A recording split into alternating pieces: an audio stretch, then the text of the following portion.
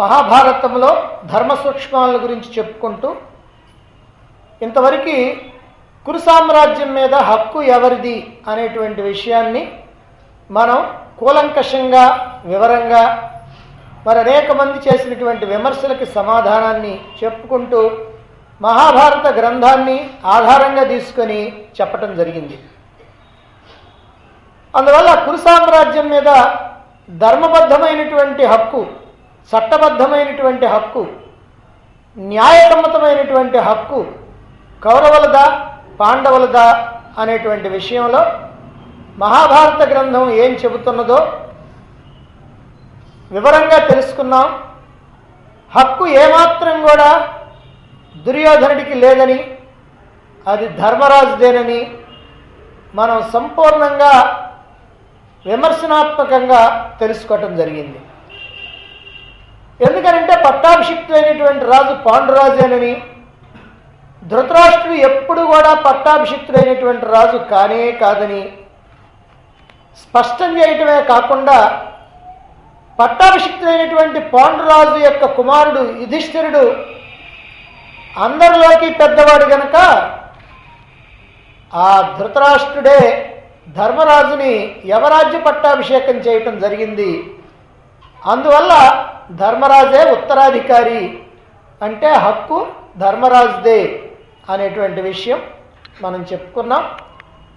మరొక విషయం కూడా, గాంధారి గర్భతాడనానికి వెనక ఉన్నటువంటి ఆంతర్యం కూడా తమ చేతుల్లో నుంచి రాజ్యాధికారం జారిపోతున్నది అనేటువంటి ఉద్దేశంతోనే ఆమె గర్భతాడనం చేసుకోవటం జరిగింది అనే విషయాన్ని కూడా మనం చెప్పుకున్నాం. ఇక ఇప్పుడు ఎవరు ధర్మాత్ములు, ఎవరు దుర్మార్గులు? ఈ కౌరవ పాండవుల్లో కొంతమంది కౌరవులే ధర్మాత్ములు, పాండవులే దుర్మార్గులు అని చెప్పేవాళ్ళు ఉన్నారు. కానీ చాలామంది మాత్రం పాండవులే ధర్మాత్ములు, కౌరవులే దుర్మార్గులు అని చెబుతూ ఉంటారు. మరి కొంతమంది పండితులైనటువంటి వాళ్ళు, మరి గ్రంథాన్ని పరిశీలన చేసినటువంటి వాళ్ళు కూడా కొంత రెటమతంగా, కొంత వాళ్ళ యొక్క బుద్ధికి తోచినట్టుగా, లేదా వాళ్ళ బుద్ధి ఎలా ఉందో దానికి అనుగుణంగా మరి పాండవుల్ని విమర్శిస్తూ కౌరవుల్నే ప్రశంసిస్తూ ఉండేటువంటి వాళ్ళు ఉన్నారు. మరికొంతమంది ఏమో పాండవులను అయితే కొంచెం విమర్శిస్తారు కానీ అది కౌరవుల్ని అంతగా సమర్థించడానికి వీలుగాక, ఏదోనండి కొంచెం రాజ్యం మీద ఆశతోటి అలా ఏదో కొన్ని తప్పులు చేస్తే చేశారు, కానీ నిజంగా అంత తప్పుడోళ్ళేం కాదులే అని చిన్నగా సమర్థించుకోవడానికి ప్రయత్నం చేస్తూ ఉంటారు. మరైతే మన యొక్క అభిప్రాయాలు, ఆ విమర్శకుల యొక్క అభిప్రాయాలు, లేదా హరికథకులో బుర్రకథకులో వాళ్ళ అభిప్రాయాలు, లేదా సినిమాల్లో చూపించినటువంటి వాళ్ళ అభిప్రాయాలు, ఇవన్నీ కాకుండా మహాభారత గ్రంథాన్ని మనకు అందించినటువంటి వేదవ్యాసుల వారి యొక్క అభిప్రాయం ఏమిటో అది తెలుసుకోవటం మనకి చాలా ముఖ్యం.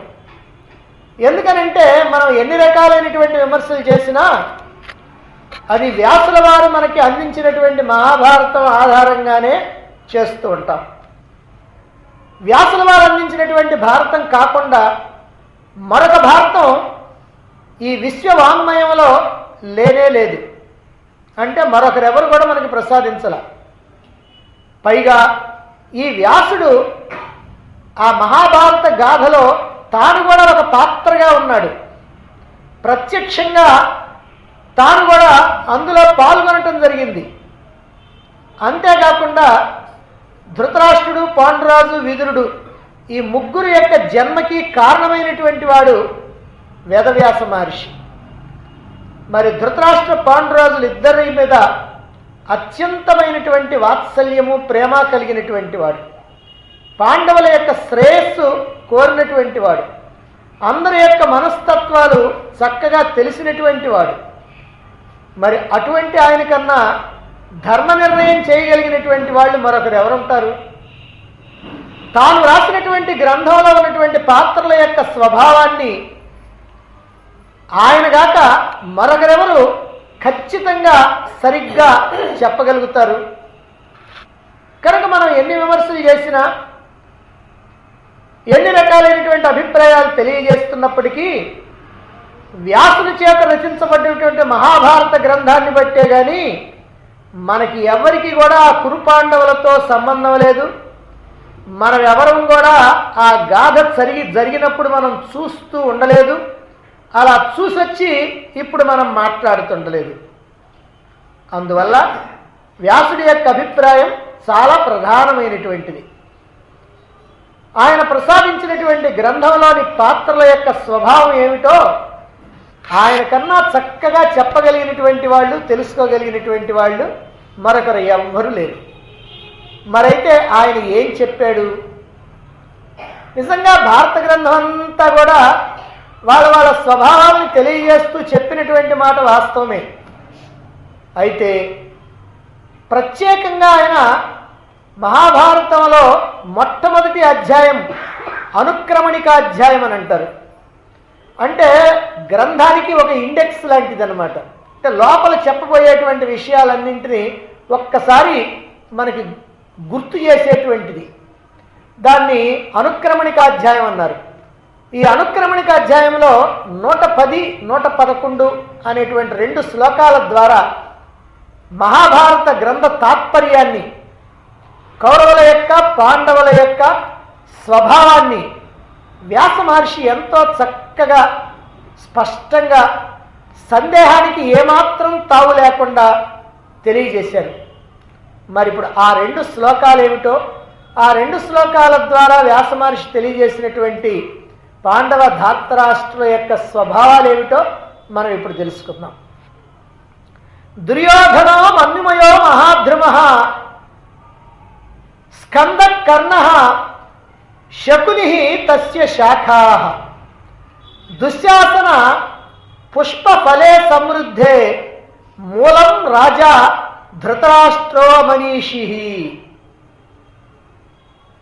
దుర్యోధనో మన్యుమయో మహాద్రుమ. దుర్యోధనుడు క్రోధమయమైనటువంటి మహావృక్షం.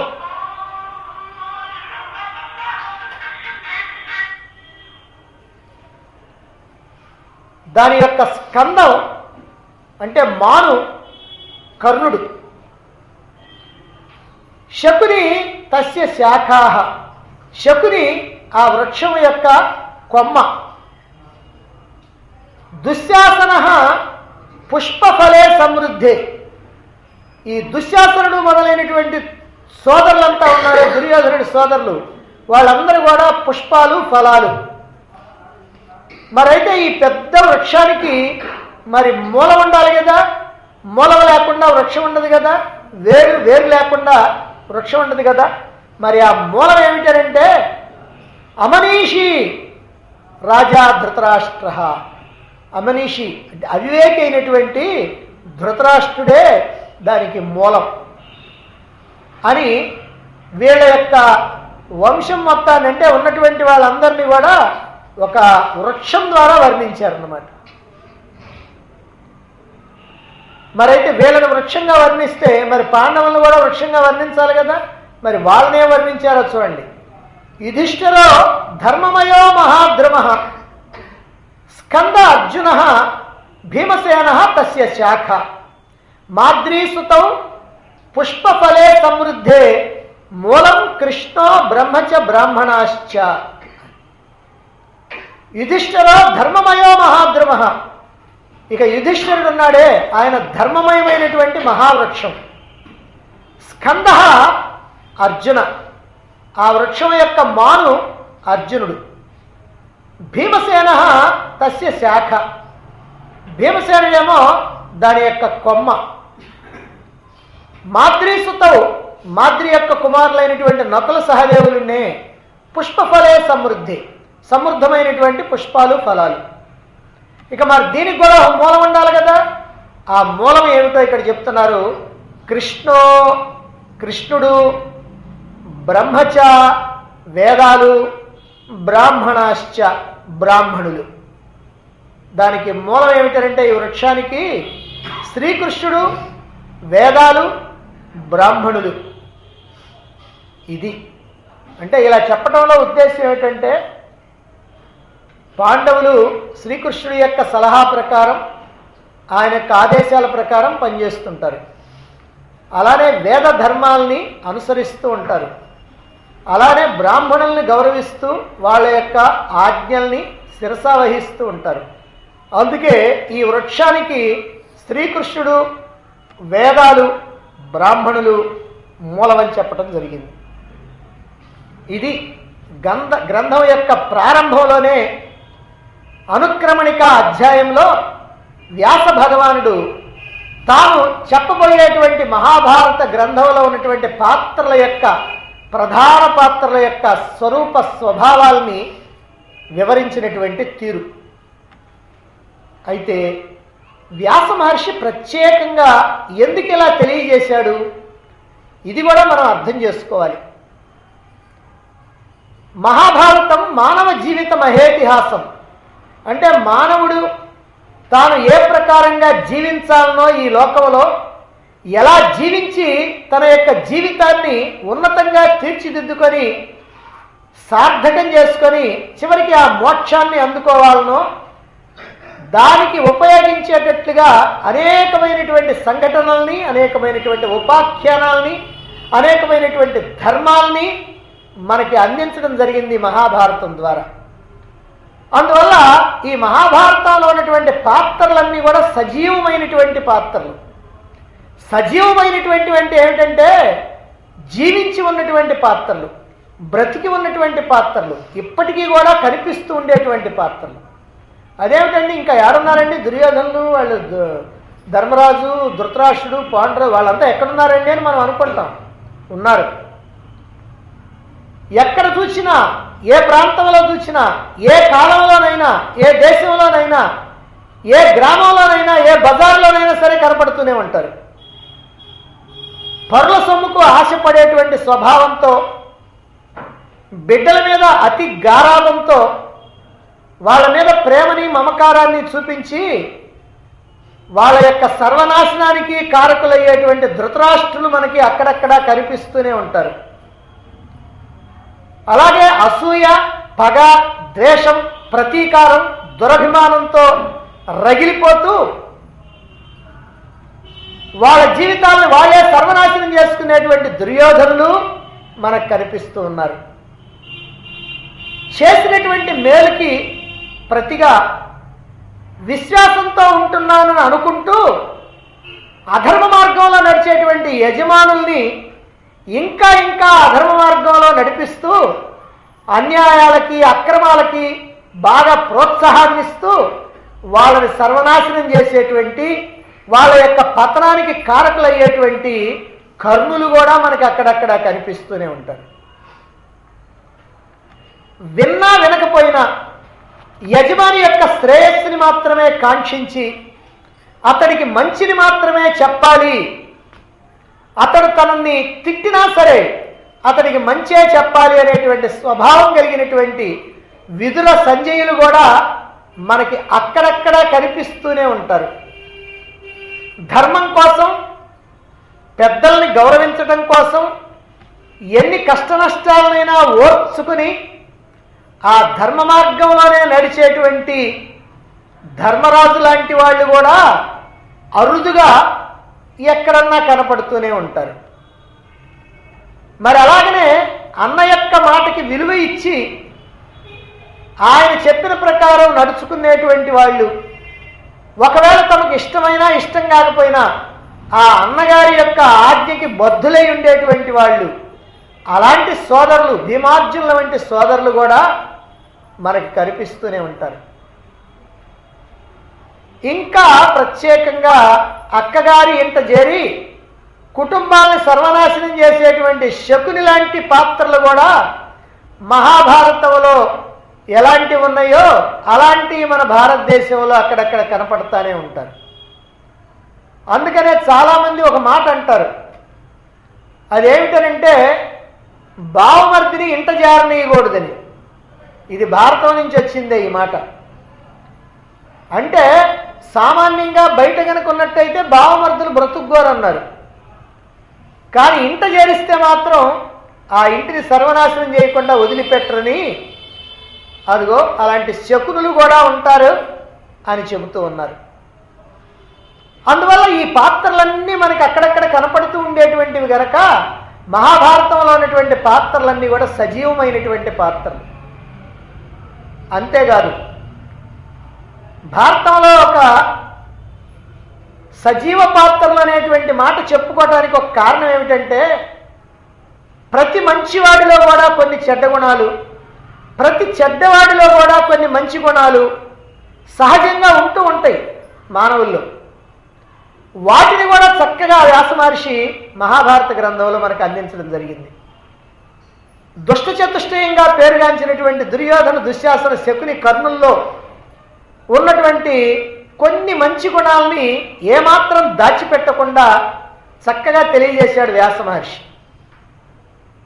ఏమిటంటే, యుద్ధరంగంలో వెనుదీయకుండా,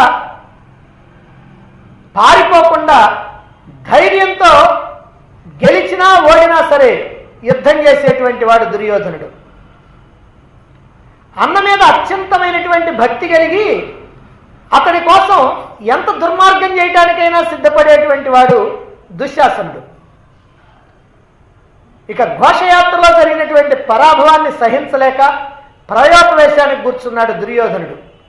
ఆ దుర్యోధనుడిని ఓదార్చడానికి అయినప్పటికీ, ఓ దుర్యోధన, పాండవుల రాజ్యం పాండవులకి ఇచ్చేసి వాళ్ళు ఎట్లయితే నిన్ను రక్షించి మంచివాళ్ళు అనిపించుకున్నారో అంతకన్నా నువ్వు మంచివాడు అనిపించుకో అని చెప్పినటువంటి వాడు శకుని. దుర్యోధనాలతో కూడి ఉన్నప్పుడు నోటికి వచ్చినట్టు ప్రేలుతూ ఉండేటువంటి వాడు, పాండవులపైకి దుర్యోధనాదుల్ని రెచ్చగొట్టేటువంటి వాడు, ఏకాంతంలో భీష్ముడితోటో శ్రీకృష్ణుడితోటో మాట్లాడుతూ ఉన్నప్పుడు మాత్రం తన యొక్క తప్పిదాల్ని, ధార్తరాష్ట్రుల యొక్క దుర్మార్గాల్ని అంగీకరించడమే కాకుండా పాండవులు ధర్మాత్ములని అంగీకరించేటువంటి వాడు కర్ణుడు. అంటే ధర్మరాజు యొక్క ధర్మ నిరతిని, ద్రౌపదీదేవి యొక్క పాతివ్రత్యాన్ని ఏకాంతంలో ప్రశంసించినటువంటి వాడు ఈ కర్ణుడు. మరిక ధర్మనందనుల్లో అన్ని ధర్మాలే కదా ఉంది, అతడు ధర్మాత్ముడు కదా. కానీ అంతటి ధర్మాత్ముడిలో కూడా ఈ ద్యోతప్రియత్వం అనేటువంటిది, జోదం అంటే ఇష్టం అనేటువంటిది ఒకటి ఉంది. జోదం అంటే ఇష్టమై ఆ జోదానికి బానిసై ఇక్కడ ఆడాడని కాదు, కానీ ఆ జోదం అనేటువంటిది తన యొక్క జీవితంలో భాగాన్ని చేసుకున్నటువంటి వాడు ధర్మరాజు. అరణ్యవాసం 12 సంవత్సరాలు చేస్తే ఆ అరణ్యవాస కాలం 12 సంవత్సరాలు కూడా ఎవరైనా మహానుభావులు కనుక వస్తే వాళ్ళ ద్వారా కథలు వింటూ కాస్త ఈ జోదం కనుక తెలిసినటువంటి వాళ్ళైతే వాళ్ళతో జోదం ఆడుతూ ఉంటాడు. సరిగా అజ్ఞాతవాసంలో ఈయన ఒక వేషాన్ని ఈయన ఏర్పాటు చేసుకున్నాడు, కంకుబొట్టని. మరి ఆ వేషంలో ఈయన చేసేది ఏమిటంటే ఎప్పుడు కూడా విరాట మహారాజుతో జోదం ఆడుతూ ఉండటం అన్నమాట. అంటే ఈ జోదం అనేటువంటిది ఆయనలో ఉన్నటువంటి ఒక దోషం. ఆ దోషాన్ని కూడా వదిలిపెట్టకుండా వ్యాసుడు ఇక్కడ చెప్పటం జరిగిందనమాట. అలాగే భీముడు ఉన్నాడు.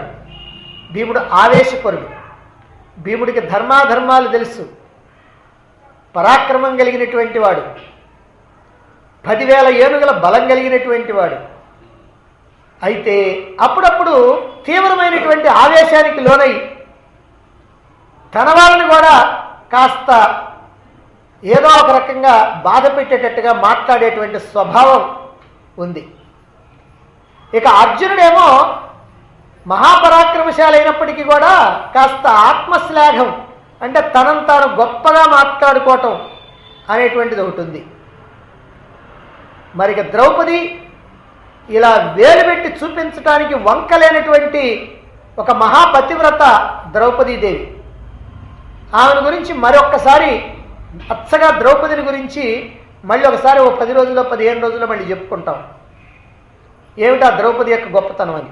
ఎందుకనంటే విచిత్రమైనటువంటి విషయం, లోకంలో చాలామంది 5గురికి భార్య ద్రౌపది గనక ఆమె మీద తేలిక భావం ఉంది చాలామందికి. ఈ తేలిక భావంతో అనేకమైనటువంటి విమర్శలు చేయటం జరిగింది. అలాగనే లేనిపోయినటువంటి కల్పించటము జరిగింది. ఇలా కల్పించినటువంటివి ఏమిటో, ఈ లేనిపోయినటువంటి విమర్శలు ఏమిటో, అసలు ఆమె యొక్క స్వభావం ఏమిటో, అసలు ఆమె యొక్క తత్వం ఏమిటో, ఆమె యొక్క బుద్ధి ఎలాంటిదో, ఆమె యొక్క ధర్మతత్పరత ఎలాంటిదో, ఆ విషయాలన్నీ కూడా మరొకసారి ప్రత్యేకంగా ద్రౌపదిని గురించి చెప్పుకుందాం. అయితే అంతటి ద్రౌపదికి మరి 5 పాండవుల మీద సమానమైనటువంటి ప్రేమ ఉండాల్సి ఉంటే కాస్త అర్జునుడి మీద ఒకరు అధికంగా ఉన్నది అనేటువంటి విషయాన్ని కూడా వ్యాసుడు దాచిపెట్టల. అందుకే మహాభారతంలో ఉన్నటువంటి పాత్రలన్నీ కూడా సజీవమైనటువంటి పాత్రలు.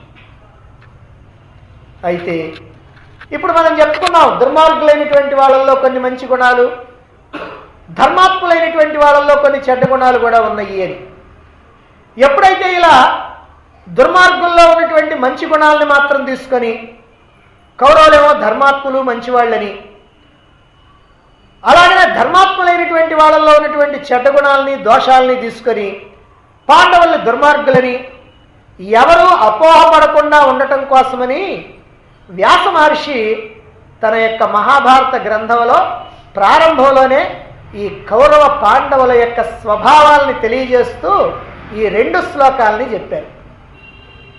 కాబట్టి ఏదైనా ఒక చిన్న దోషం ఉంటే ఉండొచ్చుగాక, కానీ వాళ్ళు ధర్మాత్ములు, మంచివాళ్ళు, బుద్ధిమంతులు, గుణవంతులు, పెద్దల్ని గౌరవించేటువంటి వాళ్ళు అని, వాళ్ళు చాలా గొప్పవాళ్ళు అని పాండవుల్ని, అలాగనే దుర్మార్గులు, ఇతరుల మీద ఊరికినే తగాదాలకి పోరాటాలకి వచ్చేటువంటి వాళ్ళు, ఇతరుల్ని అన్యాయంగా మాట్లాడేటువంటి వాళ్ళు అని పాండవుల్ని చెప్పడం జరిగింది.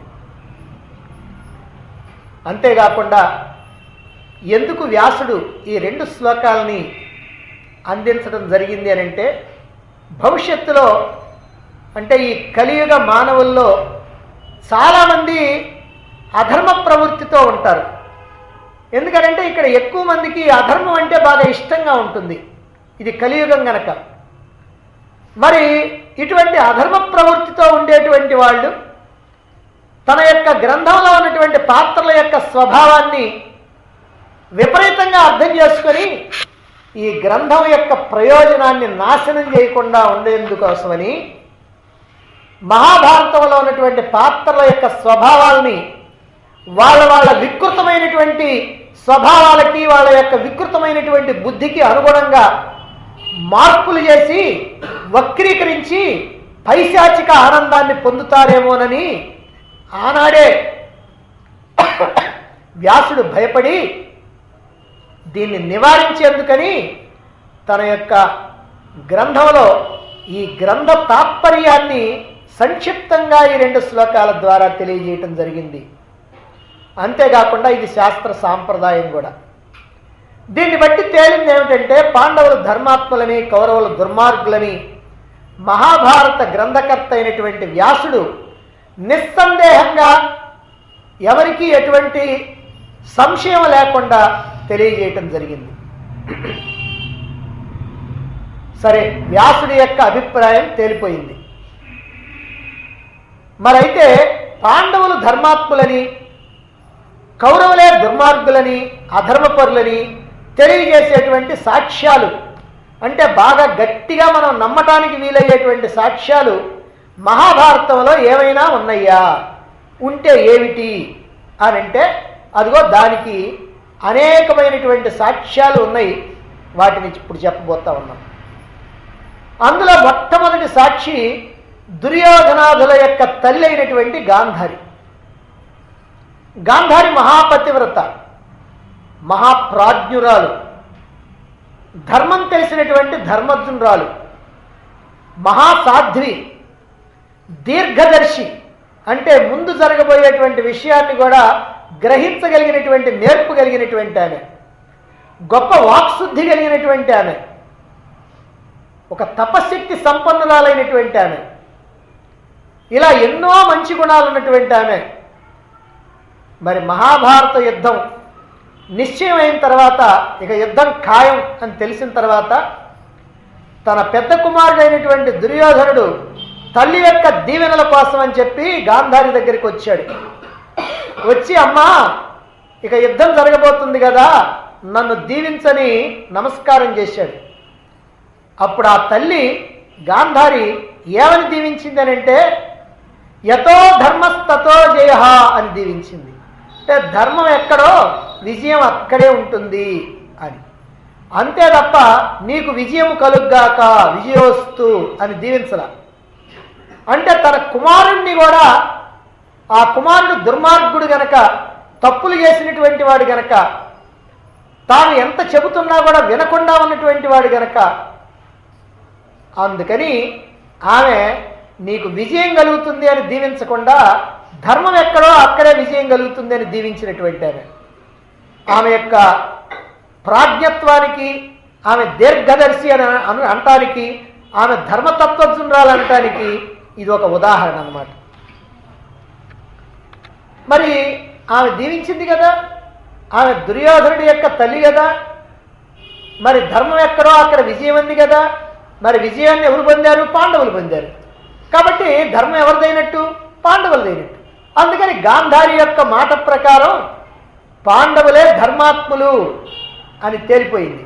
పాండవులు ధర్మాత్ములైతే ఓడిపోయినటువంటి కౌరవులు దుర్మార్గులు అనేటువంటి విషయం రూఢి అయిపోయింది.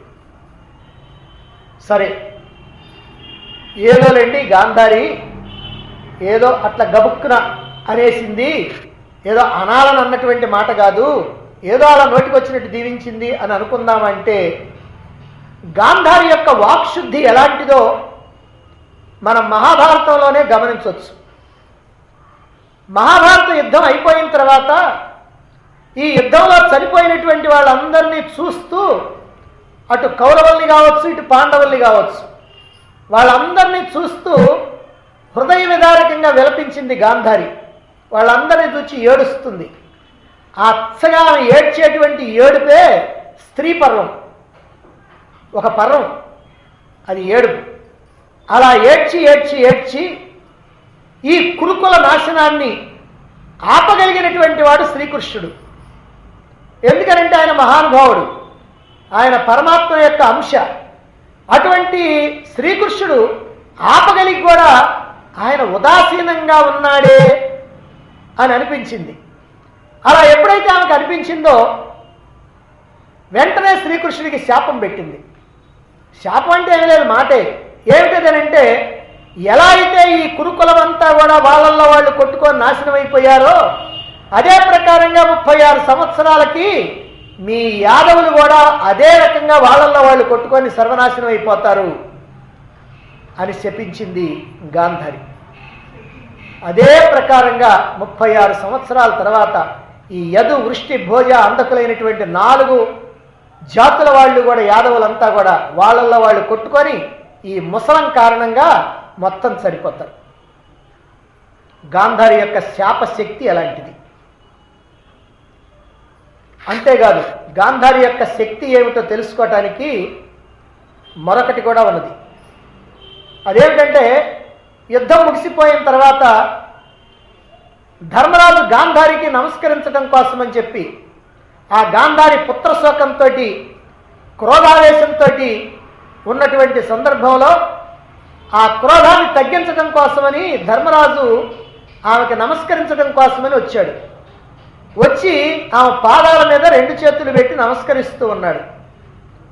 అప్పుడు గాంధారీదేవి యొక్క దృష్టి ఆమెకి కళ్ళకి కట్టుకున్నటువంటి ఆ బట్ట సందులో నుంచి ఆ దృష్టి కాస్త ధర్మరాజు యొక్క కాలి వేళ్ల గోళ్ళ మీద పడ్డది. ఆ దృష్టి అలా పడేటప్పటికల్లా ఆయన యొక్క గోళ్ళు నల్లంగా మాడిపోయింది. అది చూచి అర్జునుడు భయంతో శ్రీకృష్ణుడి చాటుకు వెళ్ళి దాక్కున్నాడు. గాంధారి యొక్క శక్తి అదిగో అలాంటిది. ఈ గాంధారే పుత్రశోకంతో వివశురాలైపోయి పాండవుల్ని శపించి తలపెట్టగా వ్యాస మహర్షి అప్పటికప్పుడు ప్రత్యక్షమై, గాంధారి, నీ పుత్రుడు నీ యొక్క దీవెన తీసుకోవడానికి నీ దగ్గరికి వచ్చాడు కదా, అలా వచ్చినప్పుడు నువ్వు ఏమని దీవించావు? నువ్వు విజయోత్తని దీవించావా? లేదే. యతో ధర్మస్తతో జయ, ధర్మం ఎక్కడో విజయం అక్కడే అని నువ్వు దీవించావు. నువ్వు దీవించినట్టుగానే ధర్మమే జయించింది. ధర్మబలం వల్లనే పాండవులు జయించారు. ఈ విషయంలో నీకే సందేహం అక్కర్లా. కాబట్టి నువ్వు ఈ అధర్మాన్ని విడిచిపెట్టు. అధర్మపరులైనటువంటి నీ పుత్రులు చనిపోయారనేటువంటి కోపంతో ధర్మాత్ములైనటువంటి పాండవుల్ని శపించడం అనేటువంటిది అది సరైనటువంటిది కాదు అని వ్యాసుడు చెబితే, భగవన్నాభ్యాసూయామి నైతానిచ్చామి నశ్యతః పుత్ర శోకేన తు బలాత్ మనో విహ్వలతీవమే. గాంధారి చెప్తుంది ఎందుకు తాను ఇలా పాండవుల్ని శపించాలనుకున్నదో చెప్తుంది. ఓ మహాత్మా, పాండవుల పట్ల నాకు శత్రుభావం లేనే లేదు. వారి యొక్క నాశనాన్ని నేను కోరటం లేదు. వాళ్ళ పట్ల నేను వ్యతిరేకంగా ఉండాలనేటువంటి ఆలోచన లేదు. కానీ ఏం చేయను? ఈ పుత్ర శోకం, 100 మంది కొడుకులు ఒక్కసారి చచ్చిపోతే ఆ పుత్ర శోకం ఏదైతే ఉందో అది నా మనస్సుని హఠాత్తుగా వ్యాకులపరిచింది అని చెప్పి ఇంకో మాట చెప్తుంది. దుర్యోధనాపరాధేన శకునే సౌబలస్య చ కర్ణ దుశ్శాసనాభ్యాంచ కృతోయం కురు సంక్షయ. ఈ కురుకుల నాశనం అంతా ఎందుకు జరిగిందనంటే దుర్యోధనాపరాధేన, దుర్యోధనుడు చేసినటువంటి అపరాధాల కారణంగా, శకునే సౌబలస్య చ, సుబలపుత్రుడైనటువంటి శకుని, నా సోదరుడైనటువంటి శకుని వల్ల, కర్ణ దుశ్శాసనాభ్యాంచ, కర్ణుడు దుశ్శాసనుడు, ఇదిగో ఈ నలుగురి వల్లనే ఈ కురుకుల నాశనం జరిగిపోయింది అని స్వయంగా గాంధారి చెబుతూ ఉంది. అంటే ఈ కురుకుల నాశనానికి కారణమైనటువంటి వాళ్ళు ఈ దుష్ట చతుష్టయమే, ఈ దుర్యోధన దుశ్శాసన శకుని కర్ణులే అని ఆమె వాంగ్మూలం ఇస్తా ఉంది, ఇప్పుడు సాక్ష్యం ఇస్తా ఉంది. అంతేకాదు తన దుర్యోధనాదుల గురించి ఇలా చెప్పినటువంటి గాంధారి మరి పాండవుల గురించి కూడా వెంటనే చెప్పింది. తర్వాత శ్లోకంలో ఏమని చెప్పింది? నా పరాజ్యతి భీభత్సు నచ పార్థో వృకోదర నకుల సహదేవశ్చ నైవ జాతు యుధిష్ఠిర. ఇందులో అర్జునుడి యొక్క అపరాధం కానీ, భీమసేనుడి యొక్క అపరాధం కానీ, నకుల సహదేవుల యొక్క మరియు యుధిష్ఠిరుని యొక్క అపరాధం కానీ, వాళ్ళ దోషం కానీ ఏమీ లేదు. ఇది గాంధారి చెప్పినటువంటి మాట. వ్యాసుడు మహాభారతంలో గాంధారి యొక్క మాటలుగా మనకు అందించినటువంటి 3 శ్లోకాలు. గాంధారి స్వయంగా, అది కూడా ఎప్పుడు తన యొక్క 9 కుమారుల యొక్క మృతదేహాల దగ్గర పుత్ర శోకంతో విహ్వలయ్యి ఉన్నటువంటి సమయంలో ఈ కురుకుల నాశనానికి దుర్యోధన దుశ్శాసన శకుని కర్ణులే కారణమని, పాండవుల యొక్క అపరాధం లేశమాత్రం కూడా లేదని చెప్పటం వల్ల ధర్మాత్ములెవరో దుర్మార్గులెవరో మనకి చాలా స్పష్టంగా తేలిపోతా ఉంది. ఈ చెబుతున్నటువంటి ఆమె ధర్మపక్షంలో ఉన్నటువంటి ఆమె కాదు, అధర్మపక్షంలో ఉన్నటువంటి వ్యక్తి. ప్రధానంగా దుర్మార్గుడైనటువంటి దుర్యోధనుడు, ఈ కురుకుల నాశనానికి కారణమైనటువంటి దుర్యోధనుడి యొక్క తల్లి. ఇక మరొక సాక్ష్యం కర్ణుడు. ఎందుకంటే వాళ్ళ పక్షంలో వాళ్ళని తీసుకుంటేనే మనకి నమ్మకం బాగా కుదురుద్ది. శ్రీకృష్ణుడు పాండవ పక్షాన్ని రాయబారిగా కురుసభకు వచ్చాడు. సరే, ఆయన చెప్పాల్సిన మాటలు చెప్పాడు. రాయబారం విఫలమైపోయింది. అయ్యా, మీ ద్యూతకాల నియమం ప్రకారం పాండవులకి వాళ్ళ రాజ్యాన్ని వాళ్ళకి ఇచ్చేసేయండి, మీ రాజ్యాన్ని మీరు పరిపాలన చేసుకోండి, అందరూ సుఖంగా ఉండండి అని చెబితే అంగీకరించలా. సరే, మరి వాళ్ళ రాజ్యం మీ చేతుల్లో ఉంది గనక, 13 సంవత్సరాలు మీరు పరిపాలన చేశారు గనక, దాని మీద మోజు మీకు బాగా పెంచుకొని ఉన్నారు గనక, దాన్ని వదిలిపెట్టడానికి మీకు పెద్దగా ఇష్టం ఉండదు గనక, సరే రాజ్యం ఉంచుకుంటే ఉంచుకోండి, కానీ 5గురు సోదరులకి మరి వాళ్ళ బ్రతుకు తెరువు కోసమైనా 5 గ్రామాలు ఇవ్వండి అని పంచగ్రామ సంధి 5 గ్రామాలని కోరాడు. ఇదన్నా ఇవ్వండి అని. దానికి దుర్యోధనుడు సమాధానం చెప్పాడు, 5 గ్రామాలు కాదు కదా, 1 గ్రామం కాదు కదా, సూది మనమోపినంత నేల కూడా పాండవులకి ఇచ్చేది లేదు, చాతైతే యుద్ధం చేసి తీసుకోండి అని ప్రగల్భాలు పలికినటువంటి వాడు దుర్యోధనుడు. రాయబారం విఫలమైపోయింది దుర్యోధనుడి కారణంగా, ధృతరాష్ట్రుడి కారణంగా. విఫలమైపోయిన తర్వాత శ్రీకృష్ణుడు తిరిగి వెళుతూ ఉన్నాడు. అలా వెళుతూ ఉంటే శ్రీకృష్ణుడిని సాగనంపడం కోసమని భీష్ముడు, ద్రోణుడు, కృపాచార్యుడు, అశ్వత్థామ, కర్ణుడు, దుర్యోధనుడు, దుశ్శాసనుడు అందరూ కూడా ఆయన రథం వెంట వీళ్ళు రథాలు తీసుకొని బయలుదేరారు. హస్తినాపురం పొలిమేరలకు వెళ్ళిన తర్వాత అందరూ కూడా తిరిగి వచ్చుతున్నారు. అందరూ వెళుతూ ఉంటే కర్ణుడిని ఆగమని చెప్పాడు. ఆగమని చెప్పి కర్ణుడిని తన రథం మీద ఎక్కించుకున్నాడు శ్రీకృష్ణుడు. అలా ఎక్కించుకొని ఆ కర్ణుడితో చెప్తున్నాడు, కర్ణా, నీవు కుంతీపుత్రుడు, కుంతీదేవికి సూర్య అనుగ్రహం వల్ల వివాహం కాకతరికే జన్మించావు, అంటే నువ్వు కానీనుడివి. ఈ కానీనుడు, సహోడుడు అని 2 ఉన్నాయి పేర్లు. ఏమిటనంటే వివాహానికి ముందే గర్భం దాల్చి బిడ్డని గనక కన్నట్టయితే వాడిని కానీనుడు అంటారు. వివాహానికి ముందే గర్భం దాల్చి వివాహం అయిన తర్వాత కనుక బిడ్డని కనుక కంటే వాడిని సహోడుడు అంటారు.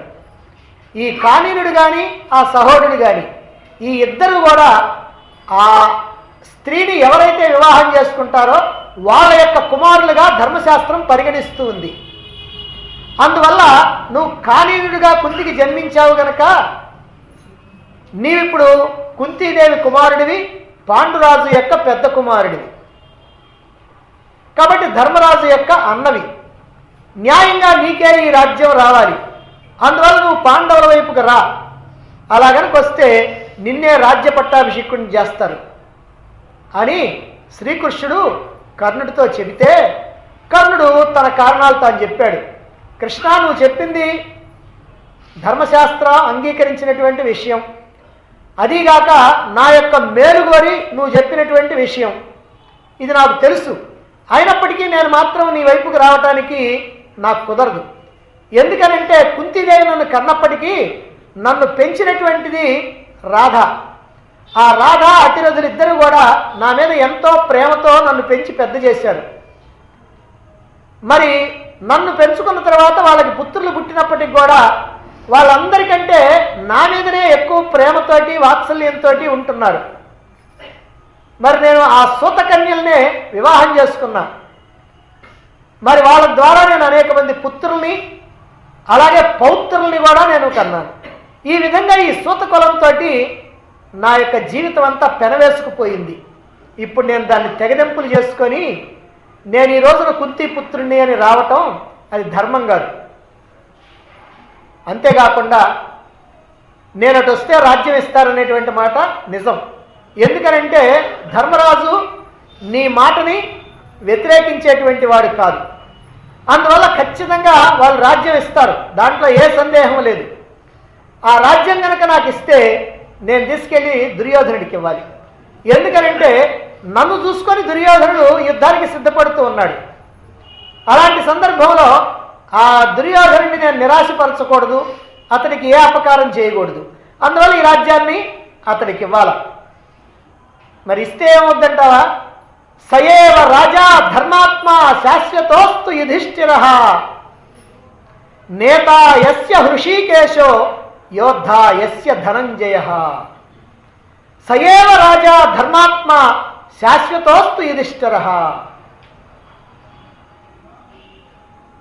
నేతా యస్య హృషీకేశః యోద్ధా యస్య ధనంజయః.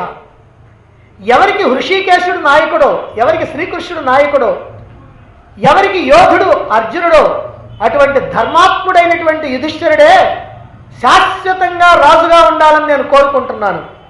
శాశ్వతోస్తు యుధిష్ఠిరః, శాశ్వతంగా ఆయనే రాజుగా ఉండాలి. ఇది కర్ణుడు చెప్తున్నటువంటి మాట. అంతేగాని ఇంకో మాట అన్నాడు, ఈ రాజ్యం దుర్యోధనుడికి రావటం అనర్థకరం, లోకానర్థకరం. దుర్యోధనుడికి రాజ్యం రావడం లోకానర్థకరం. అందుకని ధర్మాత్ముడైనటువంటి ధర్మరాజే ఈ రాజ్యాన్ని పాలించాలి. అంతేకాదు జరగబోయేటువంటి యుద్ధంలో పాండవులు తనని వధిస్తారు, తామందరం కూడా వధింపబడతామనేటువంటి విషయాన్ని కూడా చెప్పి నిమిత్తం తత్ర శకునిరహం దుశ్శాసనస్తథా దుర్యోధనశ్చ నృపతి ధృతరాష్ట్ర సుతో అభవత్. ఇక్కడ కర్ణుడు కూడా తమ యొక్క స్వభావాన్ని చెబుతున్నాడు. ఈ జరగబోయేటువంటి వినాశనం మొత్తానికి కూడా శకుని, నేను, దుర్యోధనుడు, దుశ్శాసనుడు ఈ నలుగురమే కారణం అని కర్ణుడు తెలియజేస్తున్నాడు శ్రీకృష్ణుడితో ఏకాంతంగా.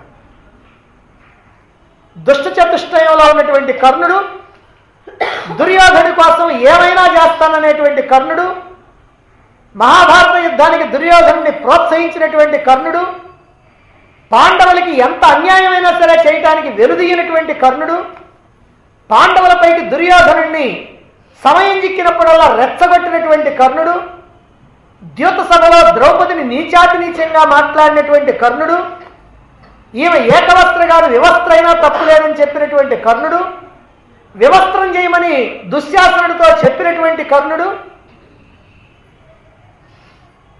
ఏకాంతంలో శ్రీకృష్ణుడితో ఆయన సమక్షంలో ఇలా మాట్లాడుతున్నాడు. ఏమని? ధర్మాత్ముడైనటువంటి ధర్మరాజే శాశ్వతంగా ఈ భూమండలాన్ని పాలించాలి, దుర్యోధనుడికి రాజ్యం రావటం లోకానికి అనర్థకరం, నాకు ఇష్టం లేదు అని చెప్పటం కాకుండా ఈ మహా వినాశనానికి నేను, శకుని, దుర్యోధనుడు, దుశ్శాసనుడు కారణమని తెలియజేస్తూ ఉన్నాడు. దీన్ని బట్టి దుర్మార్గులు ఎవరో ధర్మాత్ములు ఎవరో మనకి తెలుస్తుంది. ఇక మరొక సాక్ష్యం ఉంది. ఇది ధర్మరాజు, దుర్యోధనులు ఇద్దరు కూడా ఒక సందర్భంలో మాట్లాడినటువంటి మాటలు.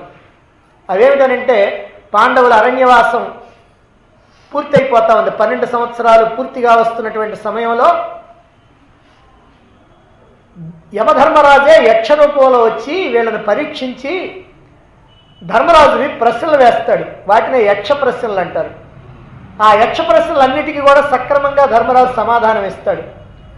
దాంతో ఆ యక్షుడు సంతోషించి, అయ్యా నీ సోదరుల్లో ఒక్కళ్ళని బ్రతికిస్తాను, నలుగురు చనిపోయారు, నీ సోదరుల్లో ఒక్కళ్ళని బ్రతికిస్తా, ఎందుకనంటే నేను వద్దు వద్దన్న కొద్దీ నా నీళ్లు దాగి వాళ్ళు పడిపోయారు, చనిపోయారు, అందులో ఒక్కడిని బ్రతికిస్తా, ఎవరిని కావాలో కోరుకోనంటే నకులుని బ్రతికించమంటాడు. పాపం ఆశ్చర్యం అవుద్ది ఆయనకి. అదేమిటయ్యా, నువ్వేం పిచ్చాడివా మంచోడివా, నీకేదైనా ఉపయోగపడేటువంటి వాడు భీముడు, అర్జునుడు, వాళ్ళిద్దరినీ వదిలిపెట్టి నకులుని కోరుకుంటావేమిటి అని అడిగాడు. అడిగితే దానికి ధర్మరాజు అంటున్నాడు, ధర్మ ఏవ హతో హంతి ధర్మో రక్షతి రక్షితః తస్మాత్ ధర్మం న త్యజామి మానో ధర్మో హతో అవధీత్. ఈ శ్లోకంలో ఉన్నటువంటి మొదటి పాదం అందరూ వాడుతూ ఉంటారు, అందరూ విన్నటువంటిది. ఏమిటది? ధర్మో రక్షతి రక్షితః, ధర్మ ఏవ హతో హంతి ధర్మో రక్షిత రక్షితః. కానీ ఎక్కడదో మాత్రం చాలామందికి తెలియదు. అదిగో ధర్మరాజు మాట్లాడినటువంటి. ఏమిటి దాని అర్థం అంటే, ధర్మాన్ని కనుక నాశనం చేస్తే అది మనం నాశనం చేస్తుంది, ధర్మాన్ని కనుక మనం రక్షిస్తే అది మనం రక్షిస్తుంది. అందువల్ల నేను ధర్మాన్ని ఎప్పుడు కూడా విడిచిపెట్టను, ఎంత కష్టం కలిగినా ఎంత నష్టం కలిగినా ఆ ధర్మమే నన్ను కాపాడుతుంది అని చెప్పినటువంటి వాడు ధర్మరాజు. స్వయంగా ధర్మరాజు నేను ధర్మాన్ని విడిచిపెట్టను, అధర్మం వైపుకు వెళ్ళను అని చెబుతుంటే, మరి దుర్యోధనుడు ఏమంటున్నాడో చూడండి. జానామి ధర్మం నచమే ప్రవృత్తి, జానామి అధర్మం నచమే నివృత్తి. జానామి ధర్మం, నాకు ధర్మం ఏమిటో బాగా చక్కగా తెలుసయ్యా కృష్ణ, నాకు ధర్మం ఏమిటో బాగా తెలుసు. నచమే ప్రవృత్తి, కానీ అటువైపు పోదు నా మనసు. జానామి అధర్మం, అధర్మం ఏమిటో కూడా బాగా తెలుసు. నచమే నివృత్తి, నా మనసు దాని నుంచి వెనక్కి రాదు, అంటే అక్కడే ఉంటుంది. అంటే ధర్మం ఏమిటో నాకు తెలుసు, కానీ నా మనస్సు మాత్రం అటు పక్క వెళ్ళదు. అధర్మం ఏమిటో నాకు తెలుసు, కానీ నా మనసు దాని నుంచి మళ్ళదు. ఇది స్వయంగా దుర్యోధనుడే నా మనస్సు అధర్మం నుంచి మళ్ళదు, ధర్మం వైపుకు తిరగదు అని చెబుతున్నాడు. దుర్యోధనుడు అలా చెబుతూ ఉంటే మరి కౌరవాభిమానులు, ఈ దుర్యోధనాభిమానులు మాత్రం కౌరవుల మీద ఏగవాలనీయకుండా ఉండటానికి ప్రయత్నం చేస్తూ పాండవుల్ని దూషించి పైశాచిక ఆనందాన్ని పొందుతూ ఉంటారు. వీళ్ళకి ఎందుకో మరి ధర్మరాజు యొక్క పద్ధతి నచ్చటల్లా, దుర్యోధనుడి పద్ధతి బాగా నచ్చుతుంది.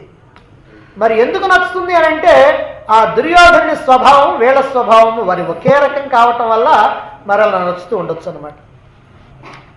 మరి వీళ్ళే కాకుండా ఇంకా కౌరవ పక్షంలో ఉన్నటువంటి పెద్దలు విదురుడు కానీ, భీష్ముడు కానీ, ద్రోణుడు కానీ, కృపాచార్యుడు కానీ, సంజయుడు కానీ, ఇలా అందరు కూడా అనేకమైనటువంటి సందర్భాల్లో పాండవులు ధర్మాత్ములని, ఈ కౌరవులు దుర్మార్గులని, అయ్యా ధృతరాష్ట్ర నీ కొడుకుల వల్ల నువ్వు సర్వనాశనం అయిపోతావు అని అనేక సందర్భాల్లో చెప్పటం జరిగింది. వాళ్ళ యొక్క అన్యాయాలని, అక్రమాల గురించి ధృతరాష్ట్రుడికి తెలియజేయటం జరిగింది, ఏకరవ పెడటం జరిగింది. అలాగే ధృతరాష్ట్రుడు కూడా అప్పుడప్పుడు పాండవులు ధర్మాత్ములే, నా కొడుకులే దుర్మార్గులు అని అప్పుడప్పుడు అనటం కూడా జరుగుతూ ఉంటుంది. కాకపోతే మరి రాజ్యకాంక్ష ఏదైతే ఉందో అది మాత్రం ఆయన ధర్మం వైపుగా నడవనీయటం లేదు. ఇక చిట్ట చివరిగా మహాభారత గ్రంథకర్త అయినటువంటి వ్యాసుడు, ఈయన కూడా ఓ సందర్భంలో చెప్పాడు. అక్కడేమో గ్రంథంలో చెప్పినటువంటి మాట కాకుండా ఓ సందర్భంలో ధృతరాష్ట్రుడితో చెప్తాడు, మహాభారత యుద్ధం రేపు ప్రారంభం కాబోతుందనగా ఆ ముందు రోజు రాత్రి ధృతరాష్ట్రుడి దగ్గరికి వచ్చాడు వ్యాసుడు. వచ్చిన తర్వాత ఈ మాట అంటున్నాడు, కాలమహిమ వల్ల నీ కుమారులు ఇతర రాజులు తమలో తాము పోరాడుకుంటూ చంపుకోవటానికి, చంపటానికి, చనిపోవటానికి సిద్ధపడుతూ ఉన్నారు. ఈ యుద్ధం మొత్తాన్ని కూడా నీవు గనక చూడాలి అనుకుంటే నీకు దివ్య దృష్టిస్తా, చూడు అన్నాడు వ్యాసుడు. ఆ మాటకి ధృతరాష్ట్రుడు అంటున్నాడు, మహాత్మా నా వారి మరణాన్ని నేను చూడలేను, కానీ యుద్ధ విశేషాలను మాత్రం నీ అనుగ్రహంతో వినాలనుకుంటున్నాను అన్నాడు. అప్పుడు వ్యాసుడు సంజయుడికి దివ్య దృష్టి ప్రసాదించి యుద్ధ విశేషాలన్నీ కూడా నీకు ఎక్కడెక్కడ ఏమేమి జరిగింది, నువ్వు ఎక్కడున్నా సరే అన్నీ తెలుస్తూ ఉంటాయి, వాటన్నింటినీ కూడా ధృతరాష్ట్రుడికి వినిపించు అని చెప్పి జరగబోయేటువంటి ఘోరమైనటువంటి వినాశనాన్ని గురించి వివరిస్తూ వ్యాసుడు ఇదిగో ఇలా అంటున్నాడు, దిష్టమే తన్నరవ్యాఘ్ర నాభిశోచితుమర్హసి నచైవ శక్యం సంయంతుం యతో ధర్మస్తతో జయ. ఓ మహారాజా, ఇది దైవ సంకల్పం, నువ్వెన్నన్నా చెప్పు, నా వల్ల కాదు, నాకు తెలియదు, నా కొడుకు నా మాట వింటలేదు, ఎన్ని చెప్పినా ఈ దైవ సంకల్పం ఇలా జరగాలని ఉంది, విధిని ఎవ్వరు కూడా తప్పించలేరు, అందువల్ల దీనికోసం నువ్వేం శోకించొద్దు, ఎక్కడ ధర్మం ఉందో ఆ పక్షానికే విజయం తథ్యం అన్నాడు. మరి వ్యాసుడి యొక్క వాక్యం ప్రకారం ధర్మం ఎక్కడుందో ఆ పక్షం విజయం కనుక పాండవులు విజయం సాధించారు కనుక వాళ్లే ధర్మపక్షం, వాళ్లే ధర్మాత్ములైనటువంటి వాళ్ళు అని రుజువు అవుతున్నది. ఇంతవరకు కౌరవ పక్షంలో ఉన్నటువంటి గాంధారి, కర్ణుడు, దుర్యోధనుడు, భీష్మాదులు, గ్రంథకర్త అయినటువంటి వ్యాసుడు, వీళ్ళందరూ కూడా వెలిబుచ్చినటువంటి అభిప్రాయాల ప్రకారం ధర్మాత్ములెవరో దుర్మార్గులెవరో సాక్ష్యాధారాలతో సహా నిరూపించడం జరిగింది. ఇక కౌరవ పక్షాభిమానులైనటువంటి విమర్శకులకి, అంటే ఇప్పుడున్నటువంటి విమర్శకులు విమర్శించేటువంటి వాళ్ళకి బ్రహ్మాండమైనటువంటి ఆయుధం దొరికింది. అది ఏమిటంటే వేమన గారు రాసినటువంటి ఒక పద్యంలో ఒక పాదం ఉంది, అదిగో దాన్ని పట్టుకున్నారు. ఏమిటంటే ధర్మరాజు వేపవిత్తు లాంటి వాడు అని, అంటే పేరు ధర్మరాజు పెదవేప విత్తయ విశ్వదాభిరామ వినురవేమ అని వేమన గారు పద్యం రాస్తే చూశారా, వేమన గారు ఏమి రాశాడు, ధర్మరాజు వేపవిత్తు లాంటి వాడు, అంటే లోపలంతా విషం పెట్టుకొని ఉన్నటువంటి వాడు అని వాళ్ళు చెబుతూ ఉన్నారు, వాళ్ళు విమర్శిస్తూ ఉన్నారు. మరైతే ఇది నిజమా? ఇందులో ఉన్నటువంటి విశేషం ఏమిటి? మరి వేమన గారికి తెలియదా? మహాభారతం అర్థం కాలేదా? లేకపోతే మహాభారతంలో ఉన్నటువంటి పాత్రల యొక్క స్వభావం తెలియదా? లేకపోతే ఏదో ఊరికినే ఆయన పద్యాలు రాయాలి కాబట్టి ఆషామాషిగా కూర్చొని రాశాడా? ఇవన్నీ కాకపోతే అది కల్పితం అంటే తీసేస్తారా? ఏం చేస్తారు? దాని విషయం ఏమిటో మనం రేపు చెప్పుకుందాం.